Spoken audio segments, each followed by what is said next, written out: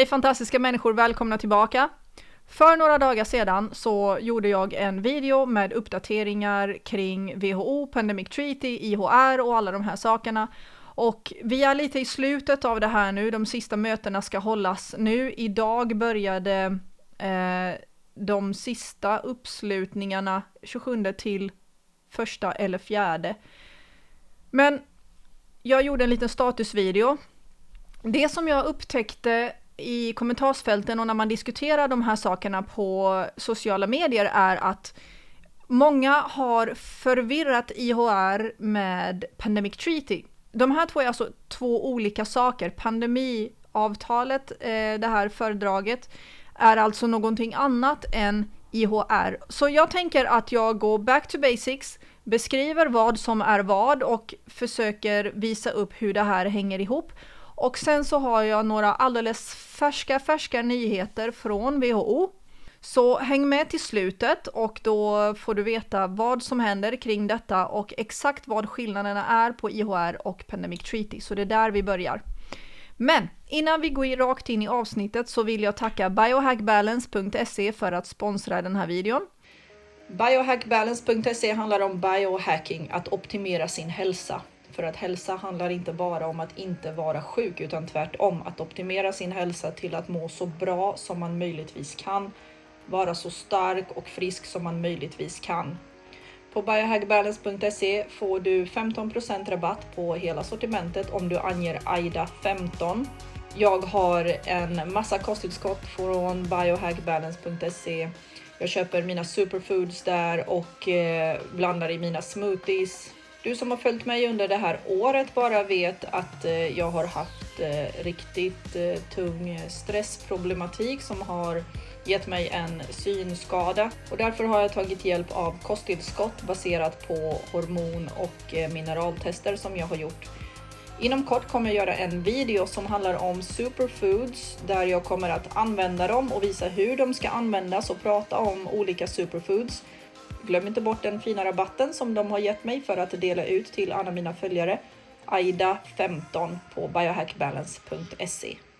Både IHR och Pandemic Treaty är alltså internationella regelverk för hur man hanterar hälsa vid pandemier och allt sånt här. Skillnaden är dock ganska stor, men det är inte många som vet om det och de här blir ofta ihopblandade, att IHR skulle vara samma sak som Pandemic Treaty och att allt det här innebär att vi inte får självbestämmande rätt i Sverige vid en eventuell nästa pandemi och så vidare. Först har vi alltså IHR, det är internationella hälsoföreskrifter. Det är ett juridiskt bindande avtal och det upprättades 1969 och uppdaterades igen 2005 efter SARS-utbrottet. Så IHR syftar till att förebygga och kontrollera internationella spridningar av sjukdomar. Det här är alltså någonting som har funnits sedan långt tillbaka. Länder som har undertecknat detta måste rapportera folkhälsokriser så att andra länder vet om det och ifall det blir, som kan bli internationella hot och ifall det blir någonting som kan spridas över flera länder så att WHO kan gå in och utfärda rekommendationer om hur dessa kriser ska hanteras. Notera ordet rekommendationer. Sen så har vi Pandemic Treaty, det är alltså någonting helt annat. Pandemic Treaty föreslogs som ett regelverk efter covid-19-pandemin. Målet med det här var att stärka Målet med Pandemic Treaty var att stärka beredskapen internationellt ifall en pandemi skulle ske igen. Och Pandemic Treaty är alltså en mycket striktare variant, så det är inte alltså att som IHR rekommendera olika saker och att varje land har en skyldighet att meddela att nu har vi en spridning så act accordingly, utan Pandemic Treaty är alltså tanken att alla länder ska samarbeta, alla medlemsländer måste jag säga, medlemsländer ska samarbeta för att ha exakt samma beredskap och göra exakt samma saker och följa exakt samma överenskommelser och regler ifall en pandemi sker igen. De centrala förslagen i Pandemic Treaty, det här nya regelverket som föreslås och som man alltså inte har klubbat igenom ännu, är bättre delning av data. Länder skulle alltså behöva dela hälsodata snabbt och helt öppet och transparent med de andra medlemsländerna för att möjliggöra snabb respons på nya sjukdomsutbrott. Samordnad forskning och utveckling. Gemensam forskning och utveckling av vacciner och mediciner. Så de skulle alltså gemensamt skjuta in alla resurser för att ta fram ett vaccin eller en medicin som alla medlemsländer skulle använda. Tillgång till resurser, rättvis fördelning av medicinska resurser, särskilt till låg- och medelinkomstländer. Här är vad jag berättade i förra videon, att här har England och Malaysia också, tror jag, gått in och sagt att nej, vi säger nej till detta av den enkla anledningen att vi vill inte dela våra vacciner. Vi vill vara fullt beredda i vårt land till vår befolkning. Vi vill alltså inte dela med oss av våra vacciner. Nästa är alltså global samordning. Och det är här som vi pratar om faran med detta. Det är just denna punkt nu säger jag vi, men jag menar att de flesta människor verkar vara överens om att vi har ingenting emot att länder delar vacciner med varandra, samarbetar kring forskning och sånt här, utan det är just den här globala samordningen som verkligen som gör att det bara röda flaggor överallt. Och det här är att man skapar en ram för pandemirespons och de beskriver det som tydliga kommunikationslinjer och roller. Skillnaden här är att alla medlemsländer, ifall de går med på att samarbeta på det här sättet med en global samordning, så betyder det att alla länder binder sig juridiskt och internationellt binder sig till att följa exakt samma plan skulle det ske en sorts pandemi eller spridning igen. Och det är här som vi har problem.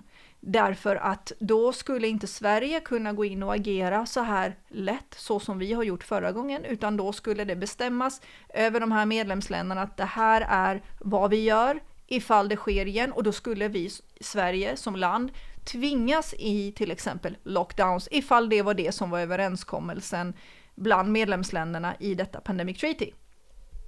Och det är där vi har ett problem, mina vänner. De som argumenterar för detta, det vill säga WHO själva givetvis, för detta Pandemic Treaty, och de som tycker att det här är en bra idé, de säger att det här stärker den globala samordningen och förbättrar informationen mellan länderna och att det minskar risker för pandemier och spridning. Vad de inte riktigt pratar om här, det är hur det inskränker i nationell självständighet, alltså suveränitet. Det är en sån här liten bit som ingen riktigt vill prata om när man höjer WHO till skyarna. Och den här beslutsprocessen som sker medlemsländerna emellan och med WHO på toppen som huvudet, det kan ingen gå ur sen. För har man kommit överens så blir det bindande. Det här avtalet blir alltså bindande, så då kan inte Sverige sen säga att nej men vänta lite, jag tror inte vi behöver det här faktiskt, för det är inte så farligt som det har varit och som det verkar. Så vi vill faktiskt inte följa det här. När det väl är signerat och alla har kommit överens om det, då blir det ett juridiskt bindande avtal, och det står på WHO:s hemsida själv i deras egna dokument. Det här har jag visat tidigare i 2 eller 3 andra videor. Problemet är att i år så ska nya lagar och regler beslutas baserat på både IHR och Pandemic Treaty, och det är här vi har den här oron att de ska få sån otrolig makt. Jag menar WHO tillsammans med de här medlemsländerna.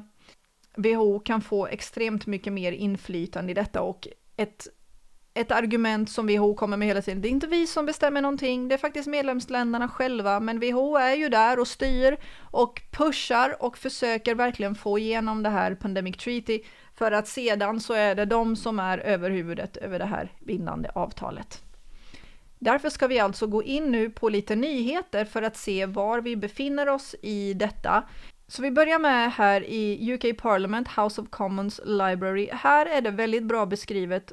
What is the proposed WHO Pandemic Preparedness Treaty? Här kan man se väldigt tydligt, det är utförligt beskrivet exakt vad det är. Man kan ladda ner själva rapporten, dokumentet som beskriver vad det är, alltså från WHO, och vad det är de ska diskutera och komma överens om. Jag har pratat i en tidigare video om detta och jag har visat saker som de ska komma överens om i det som heter Zero Draft. Så här står det att i mars 2021, a group of world leaders including UK Prime Minister Boris Johnson announced an initiative for a new treaty on pandemic preparedness and response.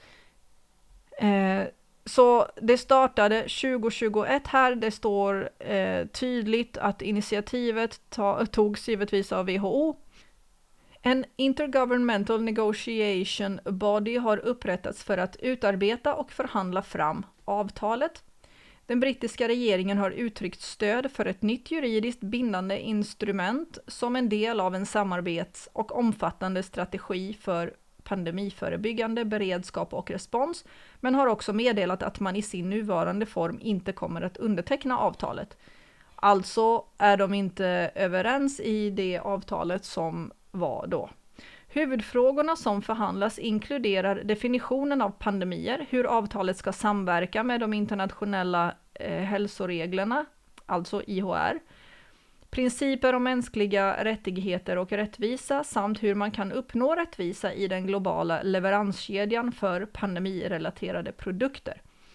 Det diskuteras också hur hälsosystemens motståndskraft och responsförmåga kan stärkas samt finansiering av pandemiberedskapsinitiativ och upprättandet av ett nytt styrande organ för avtalet. I oktober 2021 skapade man alltså Zero Draft. Det är en skiss på de saker som man ska prata om och komma överens om.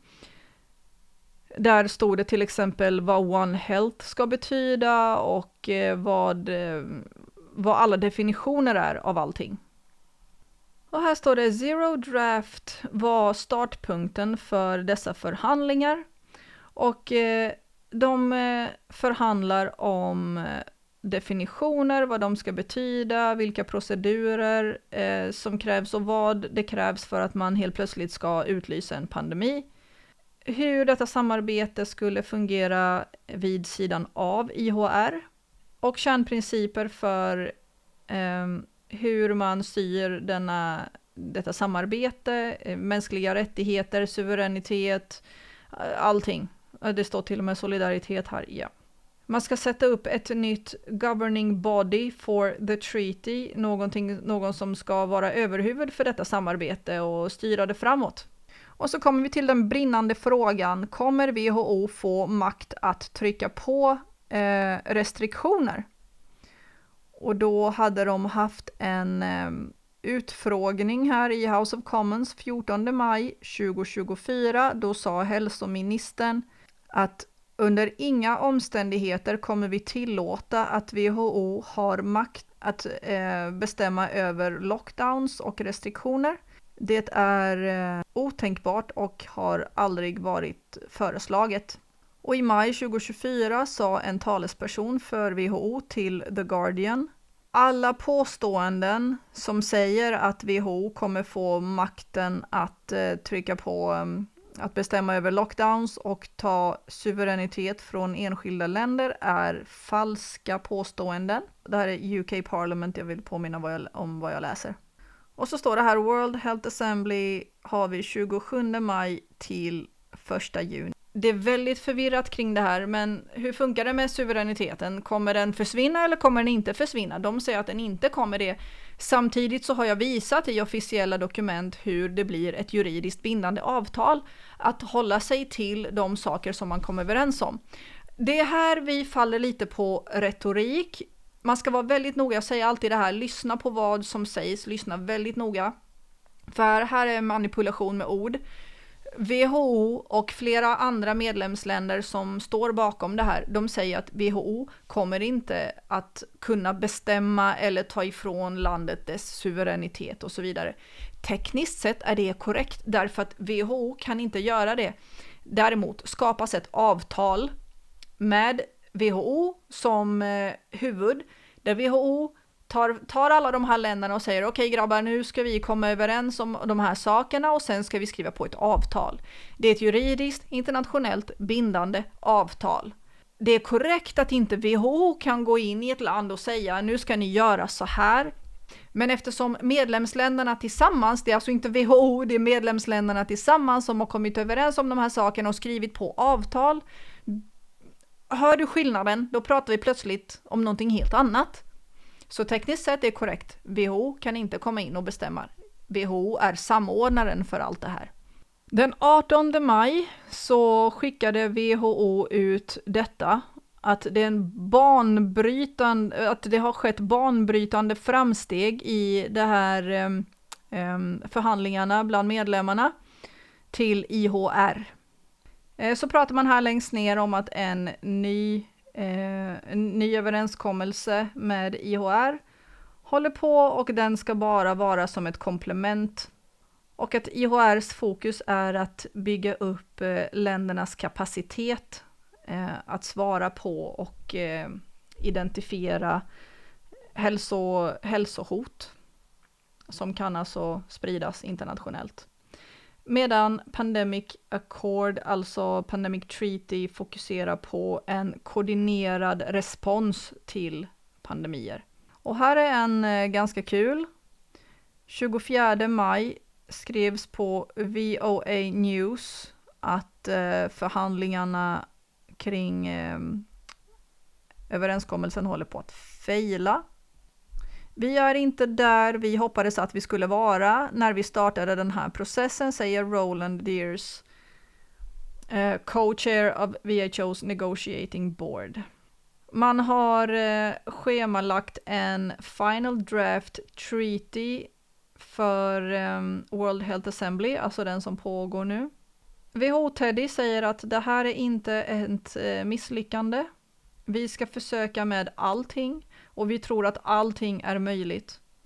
Och vi ska se till att detta händer för att världen behöver ett pandemic treaty, säger Teddy. Så de som styr the negotiating board gick inte in i detalj var man inte var överens kring den här pandemic-skissen. Men andra har sagt att de var inte riktigt överens om hur man ska dela information om patogener och intellectual property, alltså rättigheter och delning av vacciner och sådana här saker. Sen så delades också denna på Health Policy Watch den 24. Från och med fredagen på eftermiddagen så hade medlemsländerna på INB slutat att förhandla över Zero Draft och pratade istället om vägen framåt. Det fanns ingen färdig överenskommelse där utan de pratade om hur de ska göra härnäst. Därför pratar man alltså nu om att förlänga dessa förhandlingar med 6 månader eller kanske till och med ett år. Det mest radikala förslaget var att man skulle ta en halt på Global Health Assembly i mitten på veckan så att delegaterna kunde fokusera på att bara prata om treaty-förhandlingar, Pandemic Treaty. Men det verkar inte alldeles rimligt eftersom de hade en massa andra politiska ämnen att ta upp såsom Ukraina och Gaza. Tedros försöker verkligen böna och be om att man ska komma vidare och att man ska göra i princip det som han tycker att man ska göra. Här var en artikel som jag tyckte var kul från Idaho Dispatch.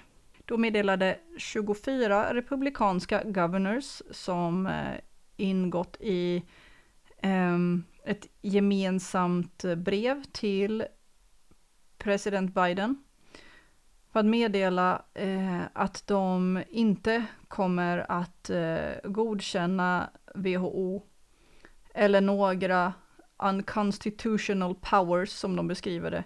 Och de skriver här att släpper vi in WHO och de får makt över detta så har vi ingen suveränitet. De har ju också förstått att det är det här det handlar om. Då skriver de att ifall vi godkänner detta så tar de ifrån oss vår suveränitet och vi kan inte släppa in dem i vårt land där vi själva ska bestämma hur vi ska göra. Och ja, de får alldeles för mycket makt, och beroende på hur de definierar en pandemi så kan de komma in och ta alldeles för mycket makt här. Och vi kan inte dra oss ur det sen. Så man kan läsa hela brevet här och vilka som har skrivit på. Så det var alltså status på Pandemic Treaty. Möten pågår precis just nu i några dagar till. De har hittills inte kommit överens om, jag vet inte vad de har kommit överens om. De har inte ens meddelat vad det är som de inte är överens om. Men man vet att det handlar om, vissa länder har gått in och sagt att nej tack, vi vill inte dela våra vacciner. Eller nej, vi vill inte dela med all vår information, och vi är lite skeptiska till hur det här ska delas, och det beror på vad WHO har bett dem att göra. Så jag är glad att det finns länder som går in och säger att hej, stopp, vi tänker göra så som vi tänker göra. Jag hoppas att det klargjorde några saker. Jag hoppas att det var lite tydligare, så nu när du läser de här så vet du vad du ska leta efter.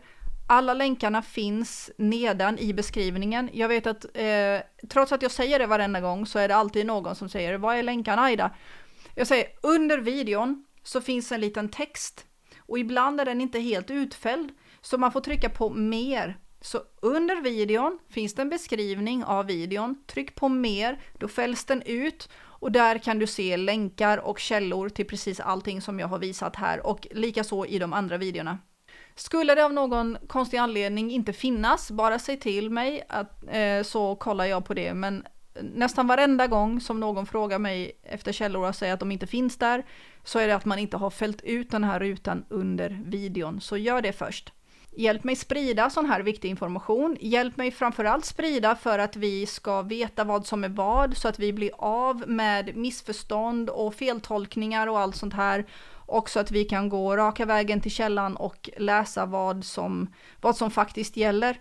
Så in och prenumerera och gilla, det hjälper min kanal supermycket. Och in på biohackbalance.se, beställ det som du behöver för att optimera din hälsa och ange AIDA 15. Så ses vi nästa gång.